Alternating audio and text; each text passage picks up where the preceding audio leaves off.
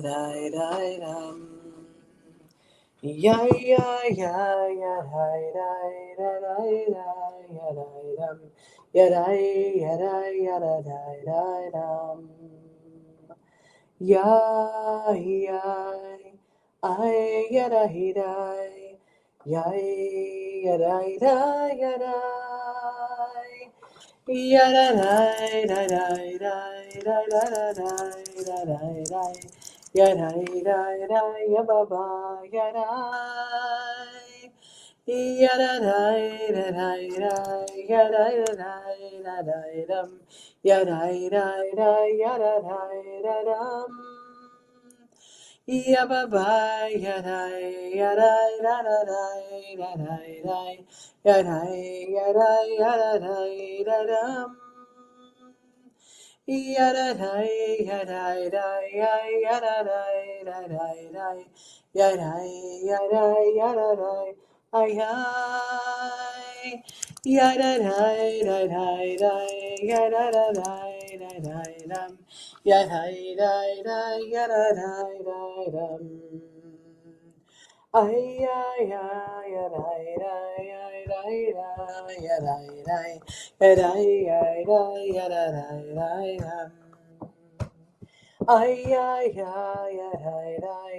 ya da ay ay ay ya da ya da ay ay ay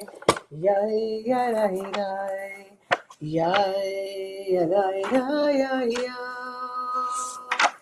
ya ba ba ya ya ya ba ba ya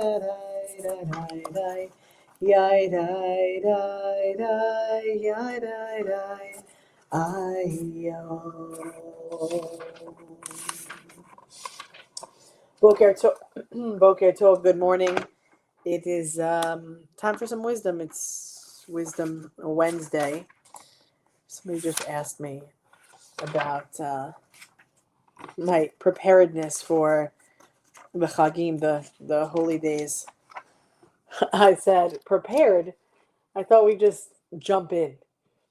Preparing yourself is a blessing and a curse. I feel like, sometimes being overly prepared makes it feel very cookie cutter-ish, very rehearsed.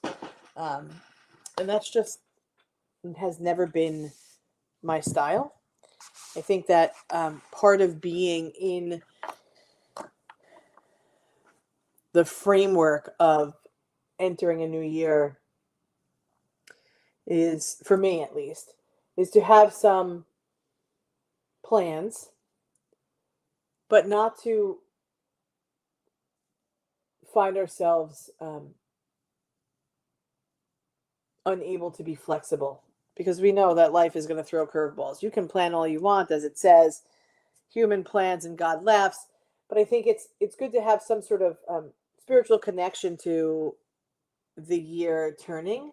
But it also, there's something to be said for, we know we're entering a new year. If we plan it out, if we map it out, if it's exactly as we want it to be, the letdown, the disappointment, or the stress that comes with when things don't turn out the way we thought or needed or planned them to be, that there is this uneasy or unsettled feeling.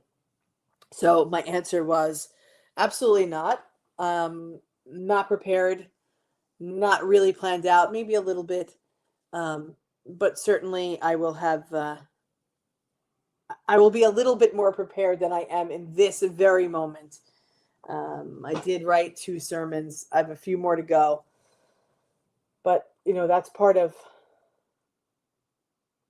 being in the rabbinate. I have written sermons and then the night before threw them in the garbage.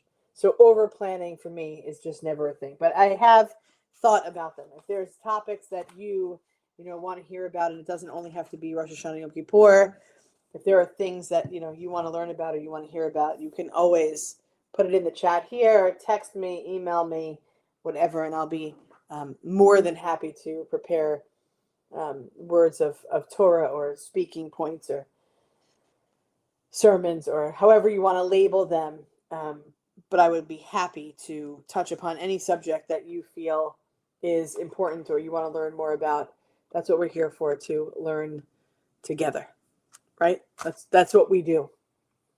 So it brings me to this week's reading as we're coming to the home stretch of annual Torah reading. And on Simchat Torah, we will end and restart. That's always fun, and a lot of Torah to be chanted. And so we're coming to the home stretch. We're at Parshat Nitzavim, and we're just days before Rosh Hashanah, which that in itself is scary. It says, Atem Nitzavim Hayom Kulchem Lifnei Adonai Elohechem. You are all standing this day before Adonai your God. Atem Nitzavim Hayom Kulchem Lifnei Adonai Elohechem. You are all standing this day before Adonai, our God. Your God, really, but our God. Moses is gathering everyone, elders and leaders, men and women and children, even strangers in their midst. No one is left out. This is a moment of inclusion, a moment of community. And Moses makes it clear that this covenant is not only with those standing there that day, but also those who weren't there, but aren't here today. Meaning future generations, meaning us. Meaning us. Already this opening line has a message for today. The simple message is everyone counts. Okay, we've heard this before. We are an inclusive bunch of people. In a society where people are often divided, we see it all the time. It's by race, it's by class, it's by politics, it's by religion, it's by status. But the Torah reminds us that no one is to be outside of the circle. Now, I'm laughing to myself, or maybe a little bit chuckling out loud. When I read the list that I wrote, which was race, class, politics, I found myself hesitating or pausing or digesting as it came out that no one is outside the circle. In the moments of political divide, the moments of our actuality and reality of life, it's hard to even digest the line that says no one is outside the circle and everyone counts. So we can grapple with that all we want, but let's broaden our minds for just this moment of teaching. I mean, we should in real life too, but for right this second. The message is that the covenantal agreement belongs to all of us. Okay? So later on in this parsha, Moses says, it is not in the heavens that you should say, who will go up to heaven for us and get it for us? Nor is it beyond the sea that you should say, who will cross the sea and bring it to us? The word is very near to you, in your mouth and in your heart, to do it. This is one of the most radical and empowering statements in all of Torah. God's wisdom is not locked away somewhere in heaven. Pausing for a moment. So, my father-in-law's funeral was on Monday. And when I told Ellis that he died, whatever, a few days before that, a week before that, really, his question was, if no one ever alive went to heaven, then how do we know about heaven if no one alive ever went there? Were his words. So also, when I think about this text, I'm thinking it still doesn't fate. That God's wisdom is not locked away somewhere in heaven. Like when I think about God, I don't think about a man sitting in heaven. You know what I mean? Like but that is that's where our minds go. Okay. So I don't want you to think that this teaching is about the old man in the long beard with the staff somewhere floating in the sky of heaven. But let me keep going. God's wisdom is not locked away in heaven. It's not reserved for prophets and for scholars. That it is accessible to all of us, to each of us right here in the right now. How relevant is that today? We live in an age where knowledge seems endless, but also overwhelming. We often feel we're not really enough, we're not smart enough, we're not learned enough, we're not religious enough, but yet Torah reassures us you already have what you need. You already have what you need. The tools to live with meaning are within our reach, in our words, in our hearts, in our actions. And then the parsha, the portion, culminates with Moses' urgent call. I have set before you life and death. I have set before you blessing and curse. Therefore, choose life, so you and your descendants will live. The choice Moses speaks of is not abstract. It's about how we live our lives day to day, in our relationships, in our community, in how we use our resources, in how we care for the earth. Every choice tilts the balance toward blessing or toward curse. Today, we see this truth with painful clarity. The way we speak to each other can create connection or division. The way we use technology can build community or it could spread hatred. The way we care for our planet can bring health or destruction. Each decision matters. Moses' words echo forward. Choose life. When I think about what I said about technology, the way we use technology can build community or it could spread hatred. I think about the events of last week. The school shootings that are. The death of Charlie Kirk. The continued war in Israel. And I think about technology in its silence and technology in its spreading of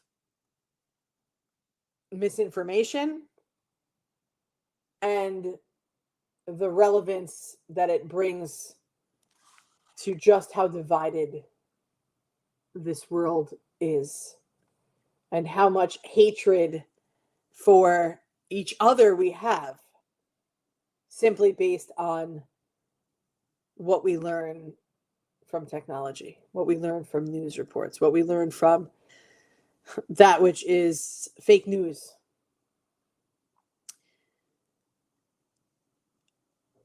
And Moses' words echo forward, choose life. To not get caught in the misuse of technology, the destruction of our planet, the lack of connection or the division that we find ourselves in because, well, we need to find the balance between blessing and curse and tip the scale toward blessing. So as we're approaching the high holy days, we know about this word teshuvah. And one of the central themes coming toward the High Holy Days in this Parsha, Nitzavim, is central to this Torah reading is Teshuvah, is returning. Moses tells the people that even if you go astray, even if you lose your way, you can always turn back. God will receive us with compassion no matter how misled we may be. How many wrong turns did we take? There's always a way to turn back. There's always a return. For many of us, I'm sure that we find this deeply comforting. In our lives, especially. We all make mistakes. We all fall short. No one is perfect. No matter how wonderful we are, we come with our imperfections. Sometimes we carry shame or regret, believing we're too far gone for change. But Nitzavim reminds us it's never too late, and that return is always possible. Return to God, return to our values, return to each other, return to a place of betterment in our hearts and in our minds. So as the High Holy Days, as Rosh Hashanah and Yom Kippur approach, this is fitting, for it's the essence of the season. Teshuvah is not about perfection. It's about turning and returning, reorienting, and choosing once again the path to life. So what does Nitzavim call us to do in 2025, in 5785? It's to see the full circle of community, that everyone's part of this covenant and no one should be left outside. I was going to say aside, outside. In an age of polarization, in an age of division, inclusion is a sacred act. What does Nitzavim call us to do in 2025, but bring forward into 5786, is to remember that wisdom and holiness are within reach. We don't have to wait for someone else to fix the world. The tools for goodness and kindness are already in our hands. What does Nitzavim call us to do in 2025, the rest of the Gregorian calendar, bringing it forward into, of course, the new secular year, but to start off our year is to choose life. Not as a slogan, but as a practice. In the words we speak, in the causes we support, in the way we treat the vulnerable, in the way we honor the earth. But what does Nitzavim really call us to do? Is to embrace Teshuvah.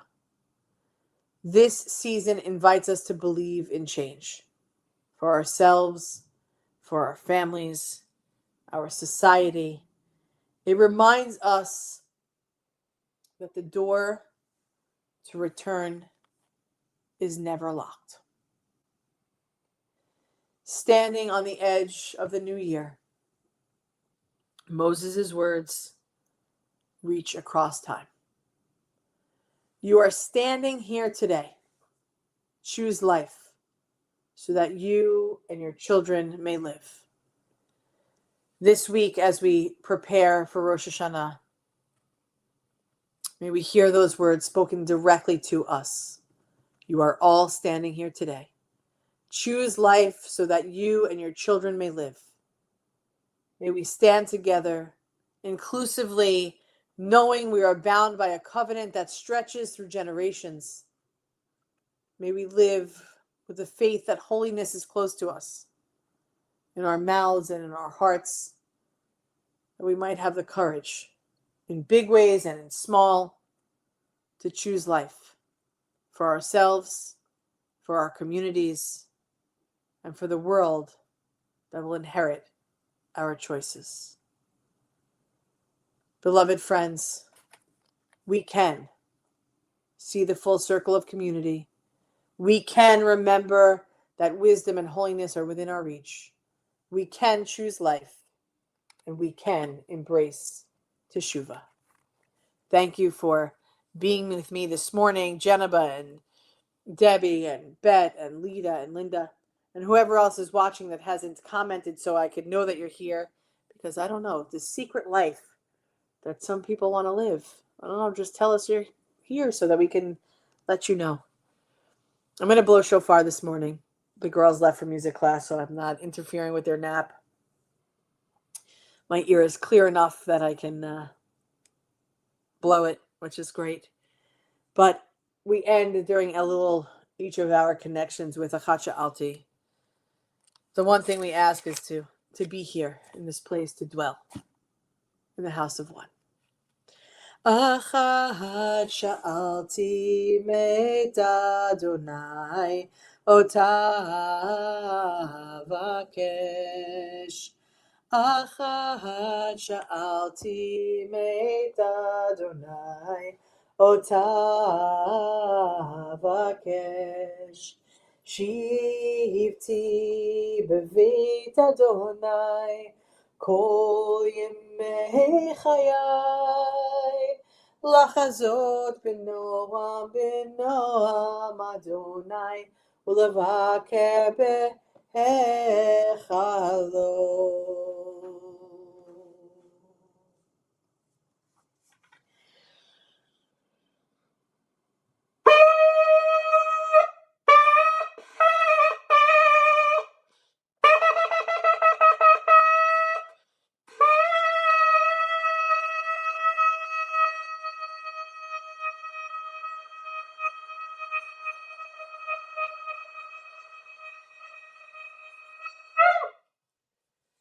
Am Yisrael, Am Yisrael, Am Yisrael Chai. Am Yisrael, Am Yisrael, Am Yisrael Chai.